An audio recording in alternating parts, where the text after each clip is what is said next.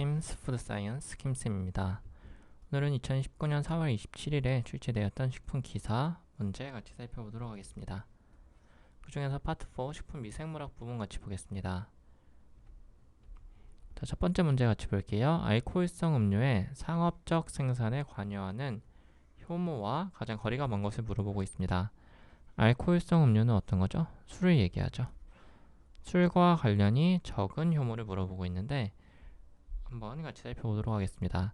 사카로마이시스 세레비시에 이거는 맥주와 관련이 있죠. 그 중에서도 어떤 맥주죠? 상면 발효와 관계가 있는 효모입니다. 두 번째 사케 이거는 청주와 관계가 있고 이름에도 알 수 있고, 세 번째 카이스버그 제니시스 역시 맥주와 관계가 있습니다. 어떤 맥주? 독일 맥주 하면 발효와 관계가 있죠. 마지막 4번에 나와 있는 게 정답인데 4번에 나와 있는 자이고사카로마이시스의 경우에는 내염성을 가지고 있어요. 내염성, 염이 높은 조건에서도 살 수 있습니다. 따라서 된장이나 간장을 만들 때 쓰이는 효모입니다. 정답은 4번의 자이고사카로마이시스 녹시가 되겠습니다. 다음 문제 같이 보겠습니다. 효모의 대표적인 증식 방법이래요. 효모는 보통 어떤 방법으로 증식을 하죠?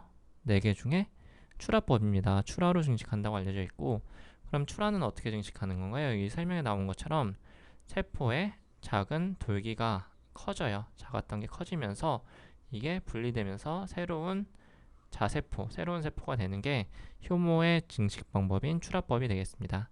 정답은 1번 효모는 출하법으로 증식합니다. 자, 이어지는 문제, 효모 미토콘드리아의 주요 작용을 물어보고 있어요. 미토콘드리아는 무슨 역할을 하죠? 우리 세포 안에는 미토콘드리아, 특히 진균류 안에 미토콘드리아가 있는데 미토콘드리아는 4가지 중에 호흡작용이 가장 주요 작용으로 알려져 있습니다. 정답은 1번이 되겠습니다. 자, 이어지는 문제, GRAS, generally regarded as safe, 일반적으로 안전하다고 여겨지는 균주래요. 안전성이 입증되어 있고, 단세포 단백질이 어떤 거죠?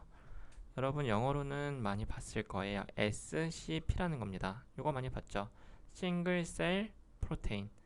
여러분이 어떤 미생물을 키우면 이 미생물 안에 있는 단백질이 많이 나와서 이 단백질을 생산해서 이용할 수 있는 게 단세포 단백질인데, 이 단세포 단백질 및 리파제, 라이페이즈를 생산할 수 있는 균주를 물어보고 있습니다.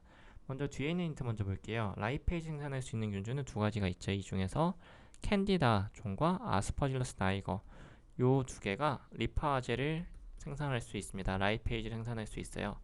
근데 둘 중에 정답을 고르기 위해서는 앞에 걸 봐야 됩니다. 단세포 단백질, 싱글셀 프로테인을 생산할 수 있는 균주는 2가지 중에 첫 번째로 나와 있는 캔디다 루고사라고 하는 균주가 되겠습니다. 정답은 1번입니다.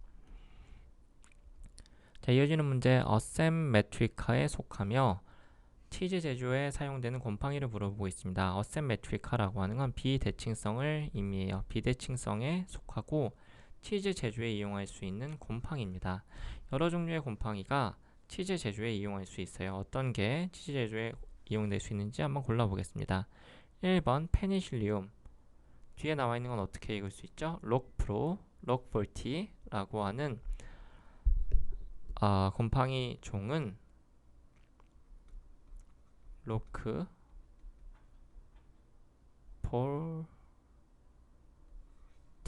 하는 프랑스에서 만들어지는 치즈 제조에 사용할 수 있습니다. 정답은 1번이에요. 같이 알아두면 좋을 게 페니실리움 중에 뒤에 까멤벨티라고 나오는 게 있습니다. 까멤벨티, 이건 뭐에 쓰이겠어요? 힌트를 이름에서 얻을 수 있습니다. 이건 까망베르 치즈에 이용될 수 있는 곰팡이입니다. 자, 여기 나와 있는 페니실리움 록폴티, 이름이 좀 어렵네요. 록폴티와 또는 추가적으로 알아야 될 페니실리움 까멤벌티라고 하는 2 종류의 까멤벌티입니다. 까멤벌티, 2 종류의 경우엔 치즈 제조에 사용될 수 있는 곰팡이에 해당이 되겠습니다. 2번에 나와 있는 크리조제늄이라고 하는 곰팡이의 경우엔 페니실린, 항생제 중 하나죠. 페니실린을 만들 수 있는 곰팡이 종류고, 세 번째로 나와 있는 엑스판숨, 이건 어디에 나왔었죠? 사과 변폐에 나왔었죠. 파툴린이라는 독소를 만들어낼 수 있는 게 페니실리움 엑스판숨이고, 네 번째 시트리눔, 이거는 뭐였죠? 황변미, 쌀 등의 곡류를 노랗게 바꾸고 독소를 생산했어요. 어떤 독소? 시트리닌이라고 하는 독소를 생산하는 게 페니실리움 시트리눔이었습니다. 정답은 1번이 되겠습니다. 다른 푸른 곰팡이 종류도 어떤 물질을 생산할 수 있는지 같이 기억하시면 좋을 것 같습니다. 자, 66번은 문제에서 정답을 고를 수 있습니다. 경사면으로 굳혀서 호기성 미생물 배양에 사용되는 배지를 물어보고 있어요. 이미 경사면을 굳혔다는 힌트를 주고 있습니다. 네 가지 중에 어떤 배지에 해당이 되겠어요? 사면 배지입니다.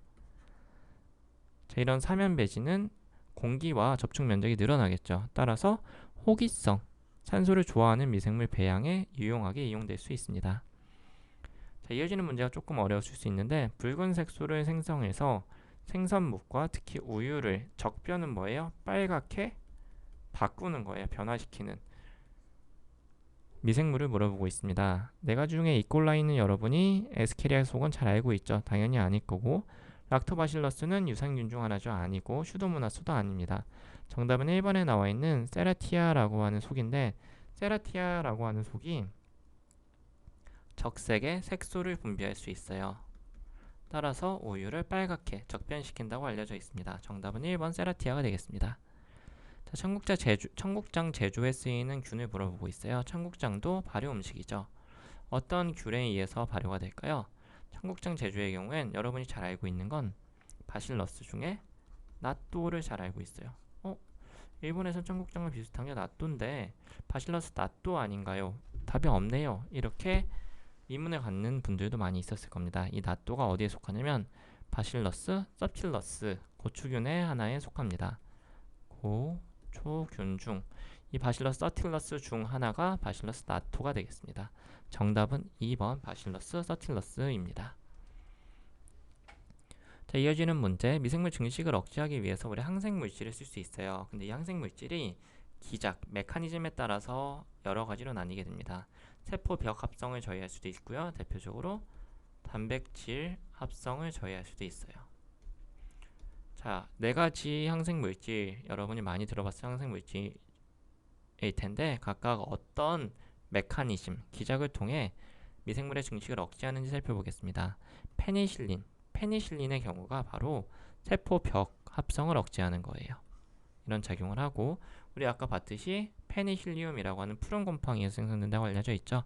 두 번째 나와 있는 클로로람페니콜 또는 테트라사이클린 또는 스트랩토마이신, 이 세 가지는 모두 미생물의 단백질 합성을 저해한다고 알려져 있습니다. 미생물이 계속 증식하기 위해선 필요한 단백질을 합성해내야겠죠.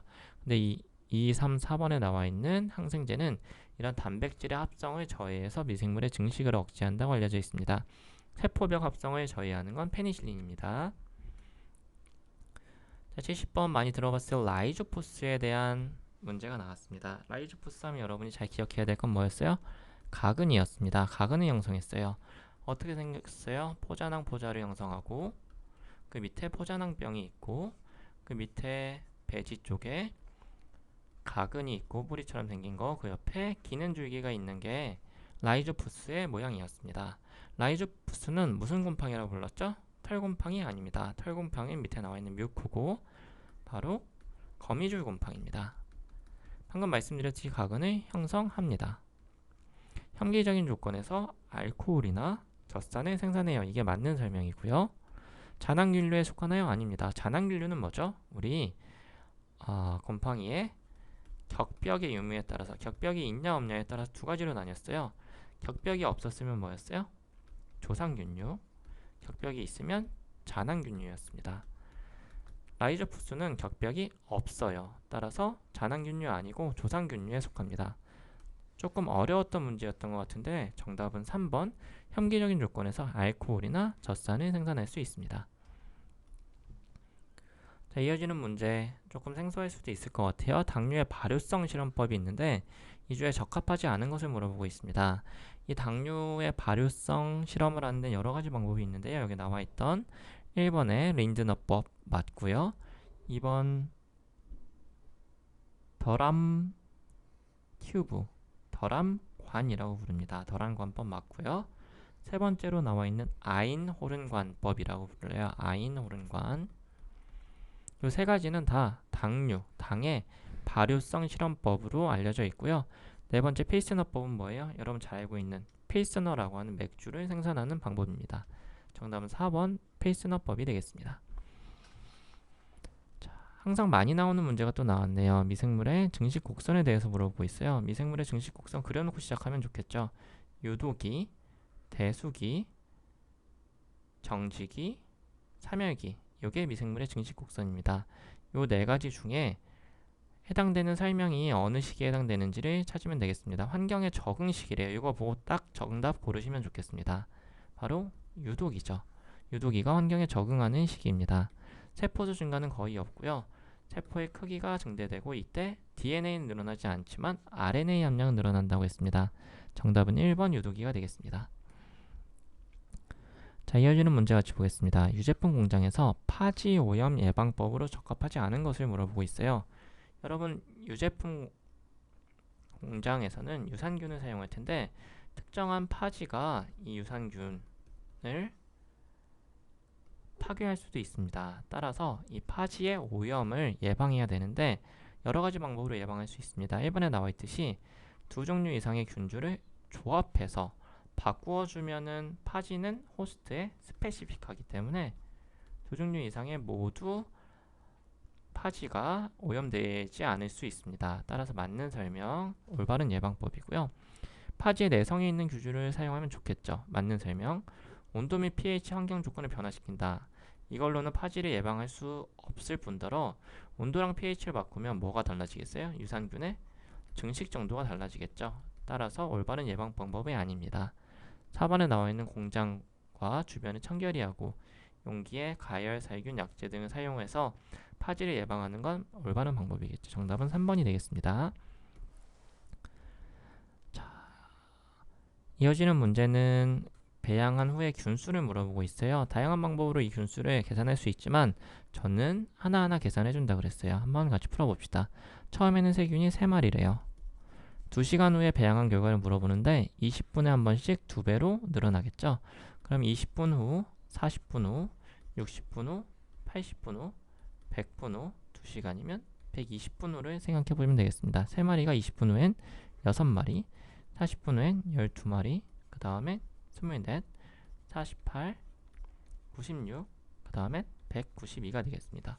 120분 후에는 2시간 후에는 192마리가 되겠네요. 정답은 3번 192가 되겠습니다. 자, 이어지는 문제는 녹조류 중 하나죠. 클로렐라에 대한 설명 중 옳은 것을 물어보고 있습니다. 이 녹조류의 경우엔 태양에너지 이용률이 일반 재배식물보다 훨씬 높습니다. 높다. 따라서 틀린 설명. 사람에 대한 소화율이 낮아요. 왜 낮아요? 세포벽이 두껍기 때문에 소화율이 낮다고 알려져 있습니다.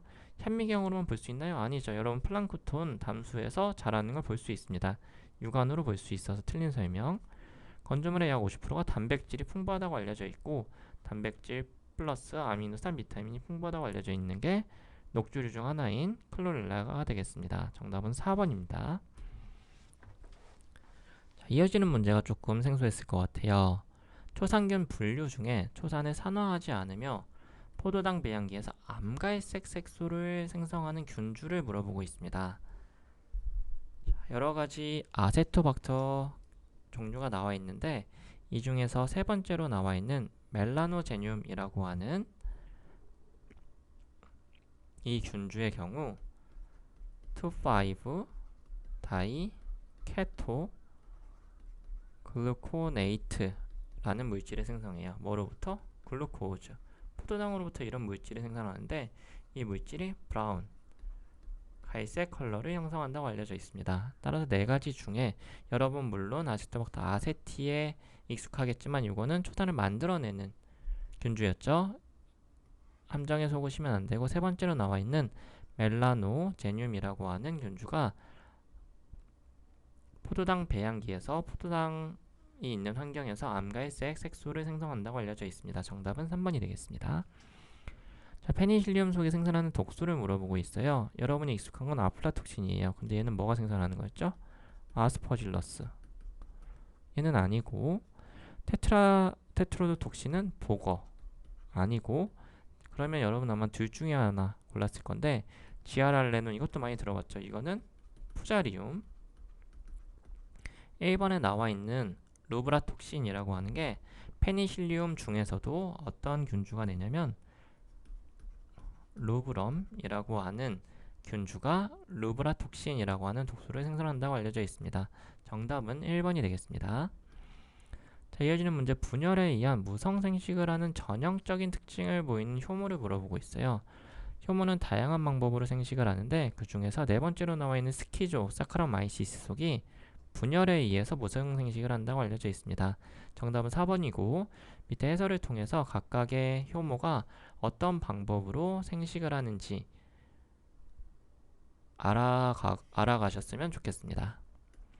자, 이어지는 문제 같이 보겠습니다. 단시간 내에 특정 DNA 부위를 증폭시키는 방법으로 PCR, 폴리머레이즈 체인 리액션이 있어요. 반복되는 단계를 물어보고 있어요. 어떻게 반복돼서 증폭되는지 살펴보도록 하겠습니다. DNA는 일반적으로 다음과 같이 두 가닥으로 이루어져 있죠. 얘를 증폭하기 위해선 가장 기본적으로 해야 될 건 두 가닥을 떼어내야 돼요. 색깔을 조금 바꿔보겠습니다. 자, 이렇게 두 가닥을 떼서 원래 있었던 위에 가닥은 파란색으로, 그리고 밑에 있었던 가닥은 빨간색으로 표시해 볼게요. 자, 이렇게 있고 새로 만들어지는 건 검은색으로 표현을 해보겠습니다. 자, 이걸 가지고 이제 밑에 있는 가닥을 하나 더 만들면 되는데 그냥 만들어지나요? 아니죠. 이 앞에 프라이머라고 하는 조그만 가닥이 있어야 만들어진다 그랬어요. 그럼 처음에는 DNA 이중나선을 변성시킨다. 이게 두 가닥에서 한 가닥을 만드는 거고, 그 다음에는 DNA 합성하기 전에 프라이머를 결합해줘야 되고, 프라이머가 있은 다음에 DNA 합성이 일어납니다. 그러면 두 가닥이었던 게 총 몇 가닥이 되겠어요? 네 가닥으로 증폭이 되겠죠. 이런 방식으로 계속 DNA 양을 늘려주는 게 뭐예요? 중합효소 연쇄 반응, 폴리머레이즈 체인 리액션 PCR의 방법입니다. 정답은 3번이 되겠습니다. 자, 마지막 문제네요. 그람 염색에서 가장 먼저 사용하는 시약을 물어보고 있습니다. 가장 먼저 사용하는 시약이에요. 그람 염색하기 위해 가장 먼저 보라색으로 염색을 했었죠. 첫 번째로 해야 되는 건 뭐예요? 크리스탈 바이올렛으로 염색을 하고, 그 다음에 염색시킨 걸 고정을 시킵니다. 고정시키기 위해서 뭐 썼어요? 그럼 요오드 썼었고, 그 다음에 탈색을 시킵니다. 알코올로 탈색을 시킨 다음에 다시 한번 염색을 했어요. 붉은색으로 염색을 시킨 건 사프라닌이었습니다. 이 단계를 통해서 그람 염색을 진행할 수 있겠죠? 그럼 첫 번째로 해야 될 건 뭐예요? 크리스탈 바이올렛을 사용해야 됩니다. 정답은 2번이 되겠습니다. 자, 이렇게 오늘은 2019년 4월 27일에 출제되었던 10분 기사 기출문제를 살펴봤습니다. 혹시 설명이 부족했거나 아니면 추가적으로 궁금한 게 있으면 언제든지 댓글이나 메일을 통해서 질의해 주시면 좋을 것 같습니다. 오늘은 여기까지 하겠습니다.